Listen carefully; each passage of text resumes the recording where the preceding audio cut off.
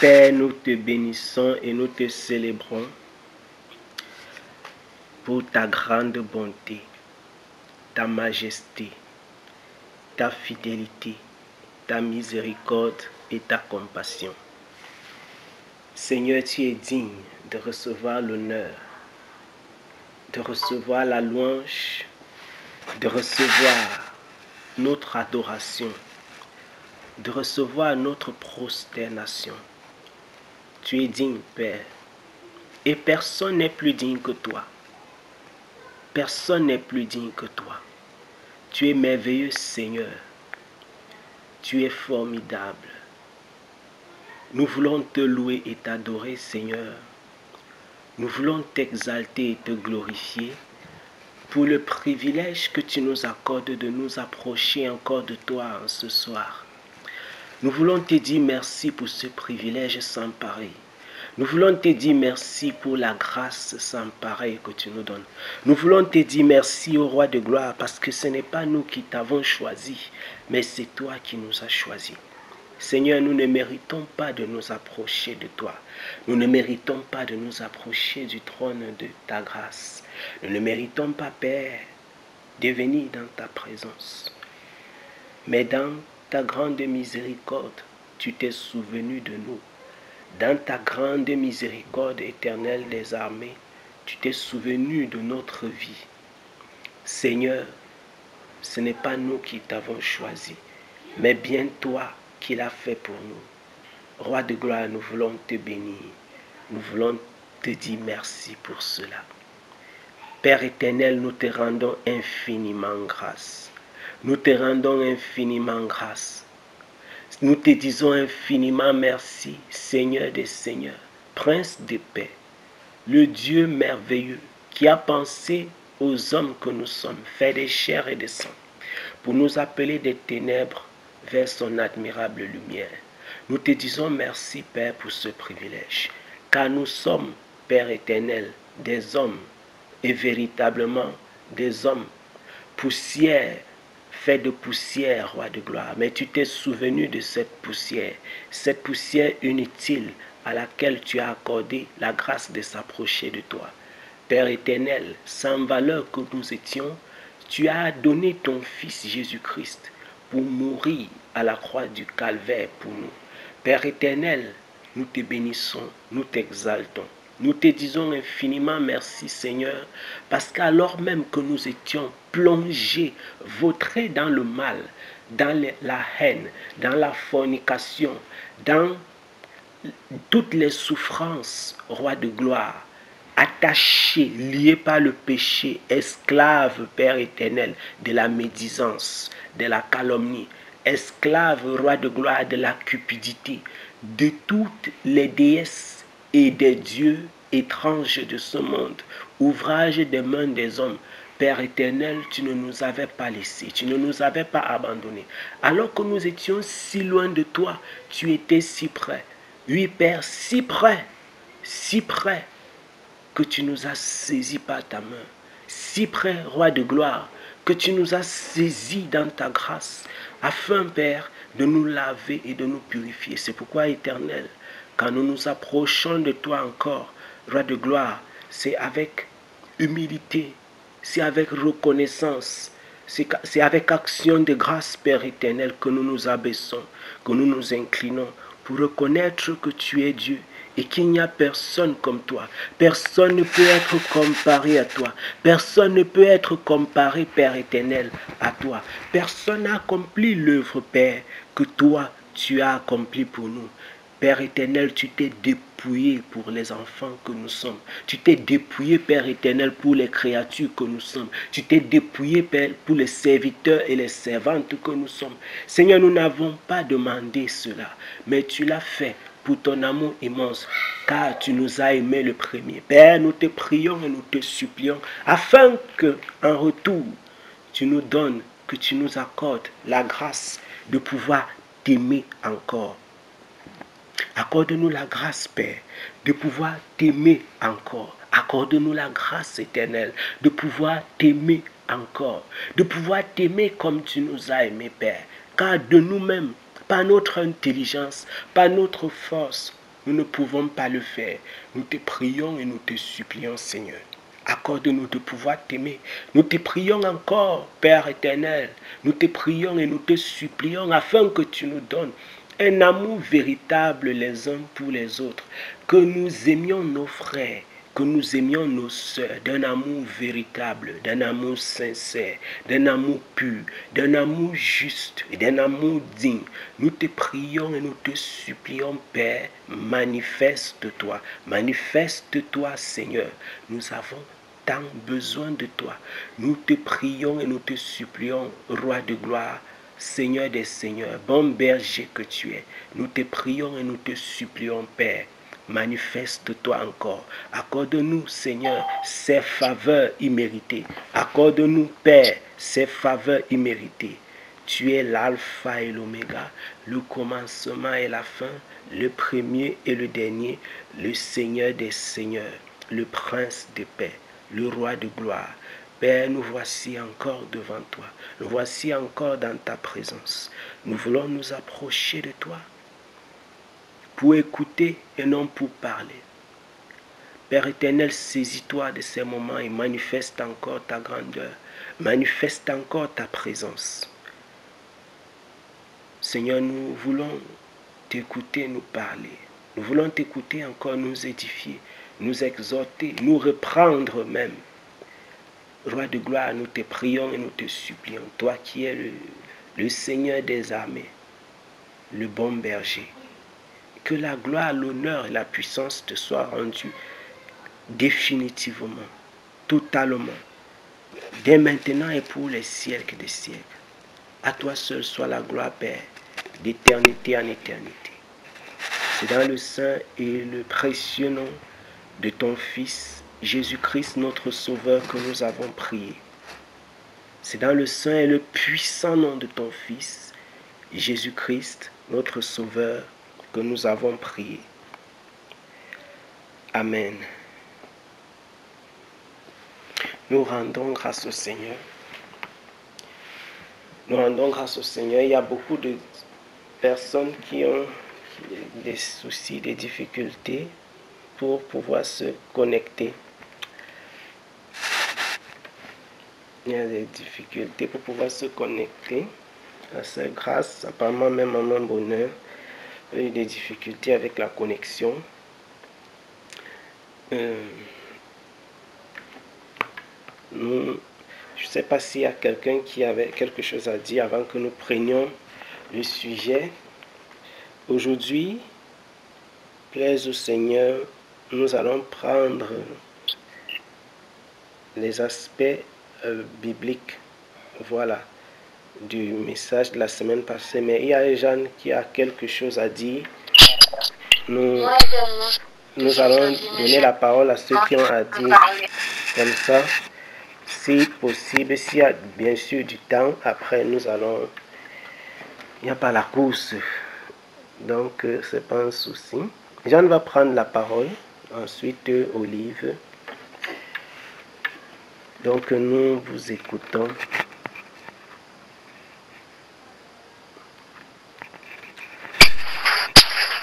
Bonsoir, bien-aimés dans le Seigneur.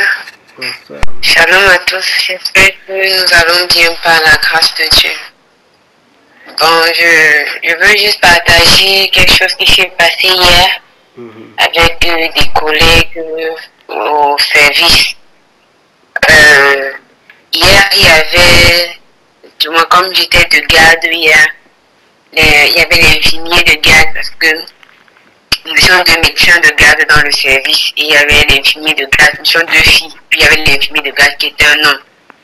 Et il nous faisait comprendre que quand tu fréquentes trop, tu veux montrer que tu connais beaucoup. Et c'est ça qui se passe aujourd'hui avec les femmes. C'est pour ça qu'elles n'arrivent pas à se marier. C'est pour ça qu'elles n'arrivent pas à faire ceci. Bref, il disait beaucoup de choses et tout ça. Et il dit qu'il va nous faire suivre une vidéo d'une dame qui a parlé dans cette vidéo que c'est une chrétienne. Bon, bref, il a dit que c'est une chrétienne, ou bien il a dit, je ne sais pas s'il a parlé spiritualiste. Bref, quelqu'un qui, je sais pas si il voulait dire peut-être quelqu'un qui est vois, c'est pas trop. Donc, il va faire donc suivre la vidéo. Que quand tu as trop fréquenté, que nous, on refuse la polygamie parce que on a trop fréquenté.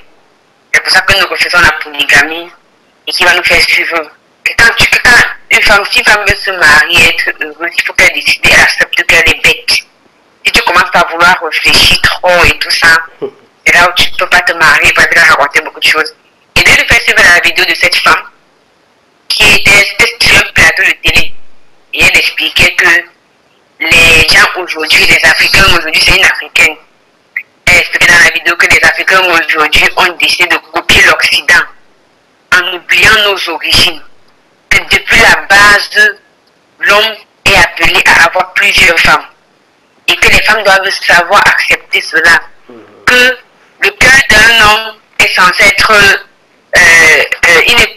du moins, il ne peut pas aimer une seule femme et qu'il doit aimer plusieurs femmes. Et que nous, et que ceux qui demandent la monogamie sont en train de pousser leurs hommes à l'infidélité. Pourtant, quand tu sais que tu es dans la polygamie, tu n'as pas de problème parce que tu sais que, même s'il y a quelqu'un, donc, c'est quoi, il disait comme j'ai fait une protection de la famille parce que je connais mes co-épouses, on se connaît entre nous, au lieu d'être à la maison, pensant que je suis mais mon homme est dehors et il fait du n'importe quoi. Ça, bref, elle expliquait que les filles doivent comprendre qu'on ne doit pas chercher à couper l'Occident parce que depuis la base, notre tradition, nos ancêtres et tout ça, la culture veut qu'une femme africaine puisse savoir qu'elle doit être dans un foyer polygamique et tout ça. Et donc, il soutenait dans la session. Bon, je rappelle que c'est un musulman. Il soutenait, il est un musulman qui est marié avec une chrétienne. De confession religieuse, quoi. En tout cas. Et donc, il soutenait dans la session-là. Elle a fini de parler. Il me dit que qu'est-ce que j'en pense. Il me dit que bon, quand tu as dit au département que c'est une chrétienne, mais quand j'ai suivi la vidéo, elle a bien dit sur quoi est-ce qu'elle base son origine. Elle a dit que c'est les ancêtres. Donc, elle a décidé qu'elle est pour la polygamie parce qu'elle prend pour base les ancêtres. Moi, je dis que je suis pour la monogamie parce que je prends pour base la parole de Dieu. Je prends pour base Jésus-Christ. Il me dit que nulle part dans la Bible, Dieu demande à l'homme d'être monogame. Que si je lui sors le verset biblique là, il va croire, bref, un truc pareil. Et donc, je lui dis que depuis la jeunesse, parce qu'il me prend les exemples, il me dit que Salomon avait combien de femmes, Moïse a eu combien de femmes, David a eu combien de femmes. Donc, ce sont les exemples que lui prend pour essayer de me convaincre. Je lui dis que depuis la base, Dieu a décidé que l'homme sera avec une seule femme. C'est pourquoi il a fait un seul Adam et une seule Ève. Il me dit que je ne peux pas prendre la saison selon laquelle Dieu a fait un seul Adam et une seule Ève, dit que Dieu veut la monogamie. Que je monte là où Jésus-Christ dit qu'il faut être monogame. Je dis ok, si tu veux, j'avais déjà ouvert la Genèse, je monte dans la Bible. J'avais déjà ouvert la Genèse, je dis ok, il n'y a pas de souci. Je veux Matthieu chapitre 19 et je lui dis ça. Là où Jésus lui-même dit à ses disciples que c'est à cause de la dureté de votre cœur que Moïse vous a accepté de pouvoir répudier vos femmes et épouser une autre. Mais maintenant, Dieu a fait que depuis la Genèse, depuis le commencement, Dieu fit un seul homme et une seule femme. Quand je finis de lire ça, le gars est dépassé. C'est comme il ne savait pas que dans la Bible, il y avait un truc pareil. Il était dépassé et puis, il me dit en même temps que, voilà, maintenant moi je suis scientifique. Il me dit que toi tu es une scientifique. Et en tant que scientifique, tu sais que le nombre de femmes et le nombre d'hommes, c'est tellement différent. Et tout ça, que les proportions sont tellement exagérées et tout. Et tout. Je lui ai dit que moi-même, avant là, je pensais comme toi, mais tu as le wifi à l'hôpital. Clique sur Internet, tu me montres la proportion homme-femme. Merci Seigneur. Je lui ai dit, clique, tu vas voir. Si c'est trop, si la différence est trop, c'est 52%, 48%. Si la différence est trop, je lui ai dit que j'ai regardé ça récemment. Si la différence est trop, c'est 52%, 48%, 52% de femmes, 40% d'hommes. Si c'est trop. D'ailleurs, même quand j'avais regardé la dernière fois, il parlait en 2015, ce que l'OMS avait fait en 2015, il parlait de 50,4% de femmes et 49,6% d'hommes. C'est ça la proportion. Donc, souvent, on a l'habitude de voir même les publications publications, les gens disent que non, pour 7 milliards de femmes, il n'y a que 2 milliards d'hommes, pour 5 milliards de femmes, ce sont des publications qui circulent un peu de partout, mais les gens n'ont pas le courage vraiment d'aller cliquer et de lire. Je lui dis que clique, tu lis. Quand il a pris son téléphone pour cliquer, le temps qu'il est sorti, je devais téléphoner et tout ça. J'ai fini mon coup de fil, je reviens. Il a changé de sujet. J'ai donc compris que sûrement quand il a cliqué, il a vu la différence n'était pas significative, que c'était vraiment minime. Il a manqué quoi dire. Quand il est revenu, il dit qu'on parlait tout à l'heure quelque chose. Il commence à dire que c'est vrai que je suis musulman, mais moi, c'est pas pour la polygamie néanmoins. Il commence à parler d'autre chose, et puis il commence à tourner le sujet. En fait, je reviens dessus pourquoi. Par rapport à la publication que le frère a fait aujourd'hui dans le groupe, quoi, par rapport au message, parce que ça devient de plus en plus fréquent cette histoire, et puis on me fait comprendre aux gens que non, quand tu te maries, tu dois comprendre que ton mari aura forcément les gens dehors, si tu acceptes pour monogamie, sache que ton mari aura nécessairement une femme dehors et tout. Et il y a même des parents qui donnent des conseils à leurs femmes, à leurs filles comme ça, que sache qu'un homme ne peut jamais aimer une seule femme. Donc quand tu pars dans le mariage là, puisque ce sera comme ça, voilà. Donc je voulais juste partager cette petite histoire avec nous, du moins pour nous pousser aussi à y penser, à y réfléchir, pour voir les leçons à tirer, parce que c'est souvent, c'est en fait ce que le monde nous apprend aujourd'hui. Et c'est comme ça que les garçons grandissent avec dans leur logique que non, je ne peux pas être un homme fidèle. Soit j'ai plusieurs femmes officiellement, soit j'ai plusieurs femmes officieusement. Donc je voulais juste partager ça avec nous. Et c'est important et c'est une exhortation qui a sa place. C'est important et ça a sa place. Ça a sa place. Je ne sais pas si ce qu'Olive voulait dire est dans le même sens ou bien ça concerne un autre sujet. C'est véritablement une exhortation qui a sa place. Si ça ne concerne pas le mariage, ce qu'on va d'abord parler de ce sujet-ci,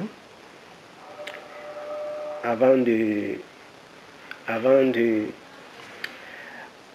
d'avancer, en réalité, il est véritablement temps, il est de bon ton, il est de bon ton que les gens cherchent la vérité à la source. Il est de bon ton que les gens cherchent la vérité à la source. Je ne sais pas si Olivier ne m'a pas écouté apparemment. Il n'a pas écrit. Il est de bon ton. Il est important pour les chrétiens de chercher la vérité à la source. Vous comprenez, non? Et c'est curieux, c'est même regrettable de voir des scientifiques. C'est curieux et même regrettable. Ok, je demandais si c'était par rapport au même sujet que Olivier voulait intervenir. Parce que après, pour conclure le sujet-ci, et on va ne prendre son sujet, c'est le même. Je vais dire si c'est un sujet qui va dans le même sens, alors on pourra le prendre et commenter une fois le tout. Ok, elle dit que c'est pas le même. Donc je disais que c'est curieux et regrettable en même temps de voir les scientifiques, je dis bien les scientifiques, vous savez qu'il y a une chose qui caractérise le scientifique, c'est la vérification des faits, c'est l'analyse, c'est la logique. Voilà ce qui caractérise la science. Et c'est pourquoi la science et la foi ne vont pas ensemble, ne marchent pas ensemble. Tu peux utiliser des aspects de la science, je dis bien des aspects de la science, pour caractériser les aspects de la vie de foi. De la même façon que tu peux utiliser la foi pour démontrer des choses qui étaient en principe, qui en réalité sont connues en science. Mais tu ne peux pas démontrer toute la foi seulement avec la science. Et vice versa. Or, nous qui sommes scientifiques, quand je dis scientifique, c'est pas pour dire que nous croyons à la science, parce qu'il y a des gens qui croient en la toute puissance de la science. Nous qui avons un esprit d'analyse, de logique, nous observons autour de nous que il y a beaucoup de personnes qui font des assertions, qui déclarent des choses sur la base de zéro. de rien. Je me souviens effectivement quand les gens nous disaient qu'il y a plus de femmes que d'hommes sur la terre, qu'il y a environ un homme pour 7 femmes. Vous avez tous entendu parler d'une histoire pareille. C'est une aberration, c'est une énormité incroyable. Tantôt une femme, tantôt un homme pour 4 femmes. Le reste des femmes qui va les épouser. Le reste des femmes qui va les épouser. Tantôt, ce sont des choses qui ne tiennent pourtant pas. Alors je voudrais dire ceci. Parce que, je crois il y a de cela, je sais pas, un an, on avait échangé par rapport à un sujet similaire, sinon par rapport au même sujet. Et c'est à l'occasion de ce sujet, de cette discussion, je ne sais pas si c'était dans ce groupe-ci, et que je disais aux bien-aimés, que je faisais noter, je crois que ça devait être dans un groupe, il y a beaucoup de personnes qui ne savent pas qu'il y a plus d'hommes sur la terre que de femmes. À la naissance. Je reprends ce que j'ai dit. Je disais ceci, écoutez-moi très bien. Il y a plus d'hommes qu'on accouche sur la terre que de femmes. C'est terrible. Et nous avons déjà entendu même des enseignants d'université tenir des propos contraires. Des scientifiques, des médecins, vous avez suivi ça, c'était un infirmier, des infirmiers, des pharmaciens, des professeurs de lycée et tout, tellement englués par le mensonge que on n'a même pas une minute pour chercher la vérité. Aujourd'hui, j'ai envoyé quelques audios, extraits d'un partage avec un bien-aimé.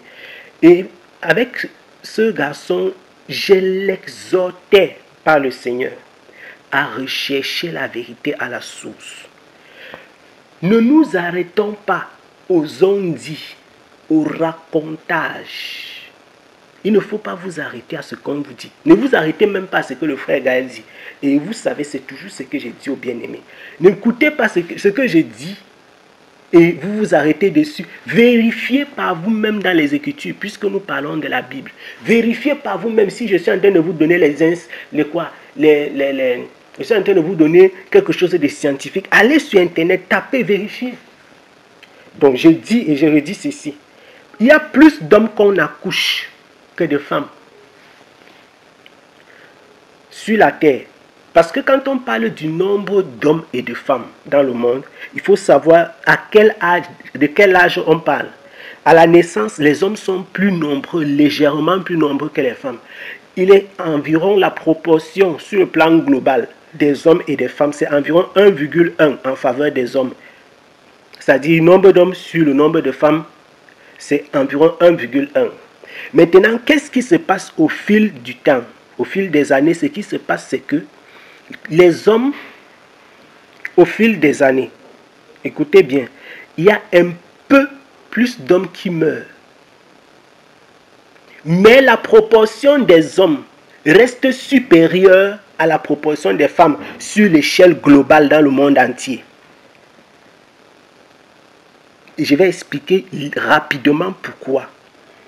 Les scientifiques, les gens qui sont les faux chrétiens, les faux musulmans et les faux quoi, qui écoutent l'audio-ci, doivent comprendre qu'ils ont cru au mensonge. Et il est hors de question qu'ils s'appuient sur le mensonge pour justifier le péché. On ne doit pas s'appuyer sur le mensonge pour justifier le péché. Appuyez-vous sur vos ancêtres, appuyez-vous sur vos traditions, mais ne dites pas qu'il y a plus de femmes, c'est faux. J'explique. Ce qui se passe, c'est que les hommes naissent légèrement plus nombreux que les femmes. Vous pouvez aller sur les sites de l'OMS, aller sur tous les sites que vous voulez, vous verrez cela. Même en France, même dans les pays européens, les hommes sont légèrement plus nombreux à la naissance. C'est une valeur qui se vérifie plus ou moins sur le plan global. Maintenant, pourquoi est-ce que, malgré le fait que les hommes meurent un peu plus en grandissant, c'est-à-dire à l'âge adulte, malgré le fait que les hommes meurent un peu plus, pourquoi on a tendance à avoir une légère domination du chiffre des hommes sur le plan global? Ce qui se passe, c'est que, avec le contrôle des naissances en Asie, et surtout en Chine, qui est l'un des pays les plus peuplés du monde, ce qui s'est passé, c'est que les gens ont préféré accoucher, les gens ont préféré tuer les filles et garder les garçons. afin de préserver leur héritage, si je peux dire ça ainsi, dans les pays asiatiques, lorsqu'il y avait cette politique de limitation, avec cette politique de limitation des naissances, les gens préfèrent garder les garçons et tuer les filles.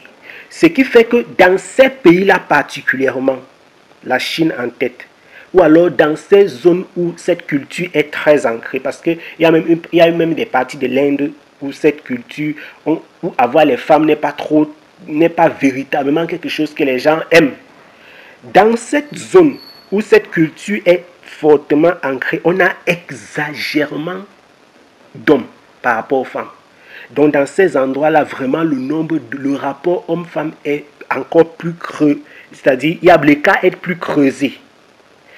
Étant donné donc que cette population-là est très grande, ça compense pour le reste de la population mondiale.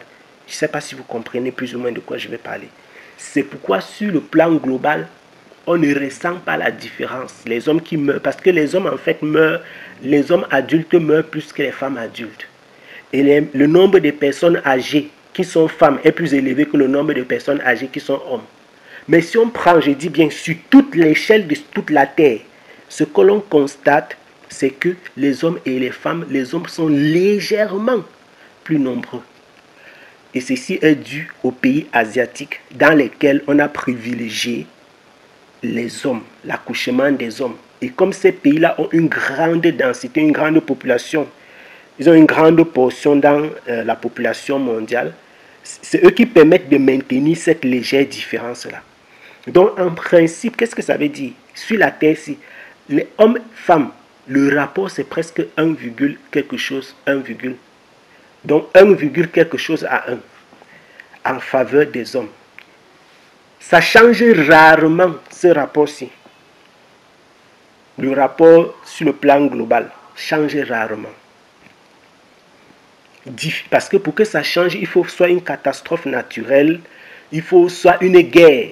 Quand vous regardez l'histoire de la démographie, l'évolution de la démographie, vous voyez, avec les grandes guerres et tout ça, on a des changements qui arrivent, etc. Et généralement, dans ces guerres-là, les changements arrivent en faveur des femmes parce que ce sont les hommes qui vont en guerre, ce sont les hommes qui meurent plus pendant la guerre, etc. Mais je dis que c'est dans ces événements-là qu'il y a des changements. Donc, cette donnée est fausse. Cette raison, elle est fausse. Ceci dit, ce sujet, c'est clos ainsi, de cette façon. Donc, c'est un mensonge que personne ne vous disait plus jamais qu'il y a 6 femmes, il y a 4 femmes, il y a 3 femmes pour un homme. C'est faux. Il y a à peu près le même nombre de femmes et d'hommes sur la Terre. Et d'ailleurs, le nombre d'hommes a tendance à être légèrement au-dessus du nombre de femmes. Ceux qui travaillent à l'hôpital, même dans nos pays en Afrique, ils peuvent simplement vérifier. Prenez les naissances sur 1 mois, sur 2 mois, sur 3 mois. Ces statistiques ont tendance à se vérifier même sur le plan local. Les simples sages-femmes peuvent mener cette recherche-ci. Et le rapport est généralement cela. 1,1 pour les hommes, des garçons, bébés garçons, par rapport aux filles. Ce sont les faits. Maintenant, pour les aspects spirituels, vraiment, les gens disent du n'importe quoi. Les gens racontent des choses étranges. C'est-à-dire, le Saint-Esprit est étonné d'entendre certaines choses. Les gens disent des choses qui sont étranges, qui sont surprenantes, qui n'ont rien à voir avec la pensée et la parole de Dieu. Aujourd'hui, j'ai fait un partage. C'était en réponse. Le partage que j'ai fait, c'était la réponse.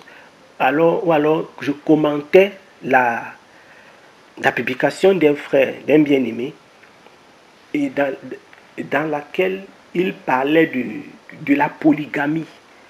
Pourquoi les hommes, ils s'accrochent en ces temps-ci, il y a un retour en force de la polygamie? Qu'est-ce qui encourage les hommes? C'est quoi le problème? On a les fausses religions, on a les cultures, etc. Les gens ont tendance à s'accrocher sur les religions, les cultures, l'histoire, et même à inventer les statistiques, comme je vous ai dit tout à l'heure. Lorsque j'ai fait le post en question, je l'ai partagé. Et je me souviens qu'il y a je l'ai partagé à dessein dans un groupe où je sais que les garçons discutent beaucoup. Ils ont tendance à beaucoup discuter, parler des choses. Là-bas, j'ai vu les réactions. C'est un groupe de Camerounais de Vérone. C'est à dessein. Je n'ai pas l'habitude de partager les messages parce que on dit qu'on ne donne pas les choses saintes. On ne va pas donner les perles aux pauvres. Voilà. Mais j'ai fait à dessein. Ce n'est pas que j'ai glissé, j'ai fait ça et non, c'était à dessein. Pourquoi? Parce que il y a des paroles qu'il faut donner à certaines personnes pour les titiller, même si c'est pour choquer leur cœur, leur esprit. Au moins, tu as donné. Et j'ai vu les réactions. Les hommes qui disent, lorsqu'il s'agit de citer la Bible pour soutenir, souvenez-vous de ce que j'ai dit là, lorsqu'il s'agit de citer la Bible pour soutenir le péché, les humains, les païens sont les premiers. Lorsqu'il s'agit de soutenir le péché par la Bible, les païens sont les premiers. Mais quand tu cites la Bible pour qu'ils quittent le péché, ils disaient que la Bible c'est le livre des colons. Écoutez bien, ça c'est exactement le comportement des Africains païens et des pécheurs, des païens dans le monde. Quand il s'agit de soutenir le péché par la Bible, écoutez ce que quelqu'un dit. J'ai entendu des personnes me disent, écrire des choses du genre. Est-ce que le pasteur peut nous dire le nombre de femmes que Salomon avait? Des questions pareilles. Des questions, c'est ça, c'est des questions que les gens posent. David avait combien de femmes, par exemple? Est-ce que tu peux nous dire les premiers, on peut dire que dans la Bible, le premier homme qui était polygame sur la terre, c'est la Bible qui nous apprend même quel était son nom. J'ai regardé son nom, je dis que voilà, ça a bien commencé. C'était pareil lorsque on parlait de le fait de boire et de saouler. Il dit qu'une personne, un enfant de Dieu sérieux qui se consacre, un jour comme ça dans les discussions, ils parlaient, là c'était de parole orale.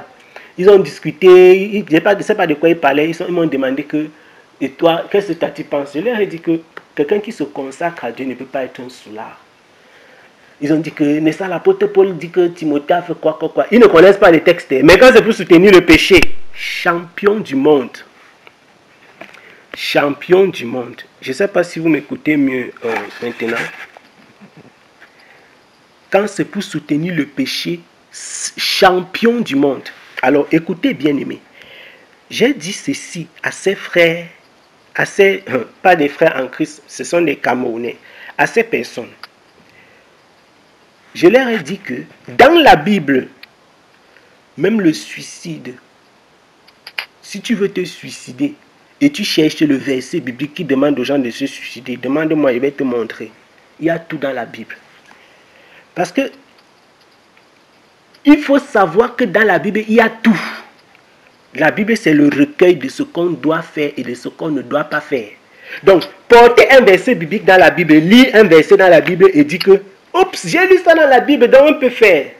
C'est une erreur.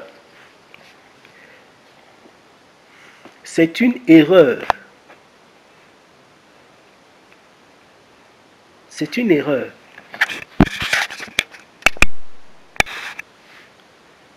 Apparemment, la connexion dérange encore. Mais bon, nous allons continuer. il y a toujours un souci de connexion. Je disais que là, donc les hommes ont tendance à utiliser la Bible comme un cache-sexe, quoi. Si je peux appeler ça ainsi. On a tendance à faire de la Bible ce qu'on veut. Même les chrétiens, je dis que même les chrétiens, les pasteurs, les quoi que nous connaissons dans le monde, les hommes ont tendance à utiliser la Bible pour soutenir. Tu vas voir un frère et une sœur qui vivent dans le péché. Ils vont utiliser quand même, ils vont trouver le moyen d'utiliser un verset biblique pour soutenir cela. On va trouver l'occasion d'utiliser la Bible pour soutenir. Parce qu'on dit qu'on est chrétien. Tu vas voir un païen. Il va utiliser la Bible pour te prouver que ce que tu veux lui dire là, ce n'est pas vrai. Et donc, je disais à ces hommes, nous avons tout dans cette Bible. Ce qu'il faut faire et ce qu'il ne faut pas faire. Ce qu'il faut faire et ce qu'il ne faut pas faire. Si vous voulez copier Abraham, Isaac, Jacob, Joseph, David et tout ça. C'est votre histoire. Mais je n'ai pas beaucoup écrit. J'ai seulement dit, au dernier jour, on saura. Voilà. Au dernier jour, on saura. Les gens qui discutent par rapport à la polygamie, on saura. Parce que quand ils ont discuté comme ça, effectivement, j'ai compris que, et c'est ça la nature de l'homme, discuter ainsi. Tu vois comment le verset de Matthieu, Jean-Matthieu chapitre 19, c'est tellement clair et limpide. Quand Jésus dit que Dieu a fait au commencement l'homme et la femme. Ça doit couper le souffle de tous les aspirants polygames. Ça coupe le souffle net. C'est-à-dire qu'il n'y a aucune logique. Aucune. Paul dit que chaque homme est sa femme et que chaque femme est son mari, pas ses maris, ni ses femmes. L'écriture est claire, le Saint-Esprit est net. La Bible est logique. Dieu lui-même n'a jamais poussé un homme dans la polygamie. Ce n'est pas possible. Et j'expliquais encore, je termine par là, dans le post que j'ai fait aujourd'hui, que Dieu, la nature, vous vous souvenez que le frère Paul dit que la nature même ne vous enseigne-t-elle pas qu'il est honteux pour la femme d'avoir des cheveux courts. Je vous dis que même pour la polygamie, la nature nous enseigne, la nature nous enseigne que la pensée de Dieu, c'est la monogamie. La nature des choses. La nature a commencé avec Adam et Ève. Un homme, une femme. Dieu pouvait enlever deux côtes et laisser à Adam le choix, ou bien laisser Adam vivre avec les deux. Il a fait un homme, une femme. Dieu a créé des organes uniques. Vous savez que j'aime utiliser comme les gens sont scientifiques là, j'aime utiliser ce qu'ils aiment. Parce que moi-même, je suis biologiste. Moi-même, je suis un homme des sciences.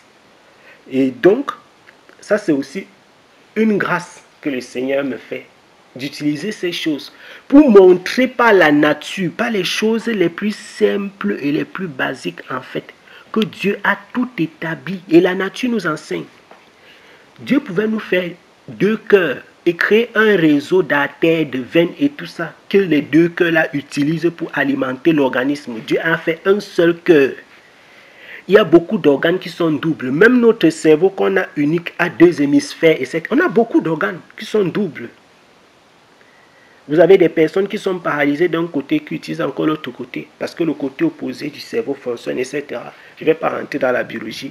On a des personnes qui vivent avec un rein. D'ailleurs, il y a des pays où les gens sont reconnus des vendeurs de reins. Quelque chose de terrible. Ils vivent avec un rein, parce que l'homme peut vivre avec un rein. Il y a beaucoup d'organes à deux pieds, deux mains, etc. Beaucoup d'organes que l'homme a. Il a la possibilité de réduire ses organes, les intestins, etc. Mais votre cœur, je doute que vous soyez capable de le faire. Quand ton cœur s'arrête, que tac, ça s'est arrêté. C'est quoi le cœur? Qu'est-ce qui symbolise? De la Bible, c'est ce que je disais dans ce post. La Bible, c'est la Bible qui nous montre que le cœur, c'est le siège des sentiments. C'est dans le cœur qu'est votre amour. C'est ce que nous apprenons par les Écritures. La nature vient compléter la pensée que Dieu nous a donnée dans les Écritures. Et regardez, Dieu dit dans le livre, dans sa lettre, Dieu dit par la bouche du prophète Moïse, le Seigneur déclare que tu aimeras le Seigneur ton Dieu de tout ton cœur, de toute ton âme et de toute ta pensée. Donc en fait, tu aimeras le Seigneur ton Dieu de tout ton cœur. Donc l'amour que l'homme a pour Dieu, ça réside dans le cœur. Il doit l'aimer ainsi avec son cœur. Il dit de toute ton âme et de toute ta pensée. Donc l'amour que l'homme doit porter pour le Seigneur, c'est le cœur, l'âme et la pensée. Or, le cœur, l'âme et la pensée sont uniques. Aucun être humain sur la terre n'a deux cœurs, ni deux âmes, ni deux pensées. À l'heure où je suis en train de vous parler ici, personne d'entre nous ne peut penser à deux choses à la fois. C'est Dieu qui a fait ça ainsi pour nous parler, mais nous n'avons pas... Il faut que l'Esprit révèle. Je vais dire ceci. Là où je suis en train de parler, personne parmi vous là ne peut penser à moi et penser à quelqu'un d'autre. Personne ne peut aussi penser à... Tu ne peux pas penser au Cameroun et à la Chine au même moment. Les pensées se succèdent dans l'esprit de l'homme. Jamais les pensées ne coïncident et n'arrivent au même moment. Ce n'est pas possible. Et vous ne pouvez pas voir quelqu'un qui a deux âmes, ni deux cœurs. Ce n'est pas possible. Comment la personne va vivre? Et ça, c'est la nature. Dieu dit, le Seigneur Jésus-Christ, il dit que c'est de votre cœur que naissent. Ça veut dire quoi? Comme Dieu a mis en l'homme un cœur. Écoutez bien, comme Dieu a mis en l'homme un cœur, normalement, les types de sentiments qui naissent dans l'homme sont uniques. C'est pourquoi tu ne peux pas mentir que tu aimes Dieu alors que tu aimes les idoles.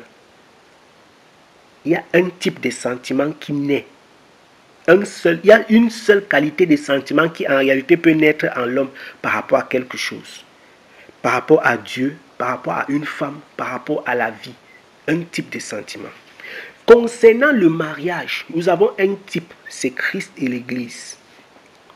Tu ne peux aimer deux femmes de la même façon parce que Christ n'a pas deux églises. Il n'y avait pas deux Èves pour Adam. Aucun homme sur la terre ne peut aimer deux femmes de la même façon. C'est un menteur. Qu'est-ce qui se passe? Il va aimer, il a une femme qu'il aime. Il a l'autre que, je ne sais pas, peut-être il utilise un peu comme les enfants. Vous voyez comme les hommes ont beaucoup, quand un homme a beaucoup d'enfants. Voilà. Ils sont aussi là, comme ça.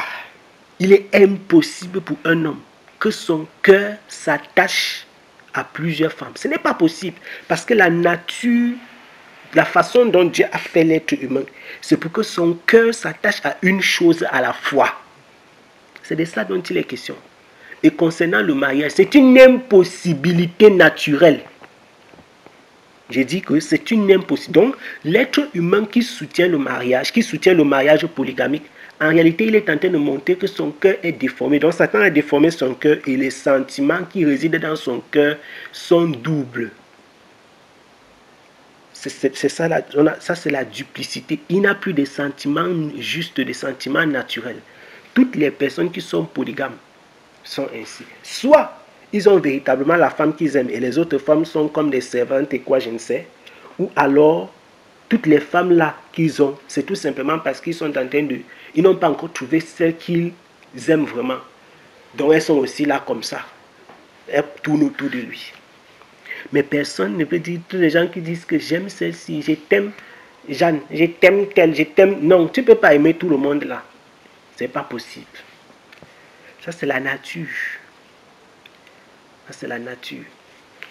C'est triste, mais on se rend compte qu'il y a même les pasteurs qui disaient ces choses, qui les soutiennent mordicus, ce mensonge. J'ai dit des pasteurs, il y a des pasteurs polygames, vous savez qu'il y a des pasteurs chrétiens, entre guillemets. Que le Seigneur fasse grâce et que Jésus-Christ retourne vraiment pour chercher son église. Parce que c'est très grave.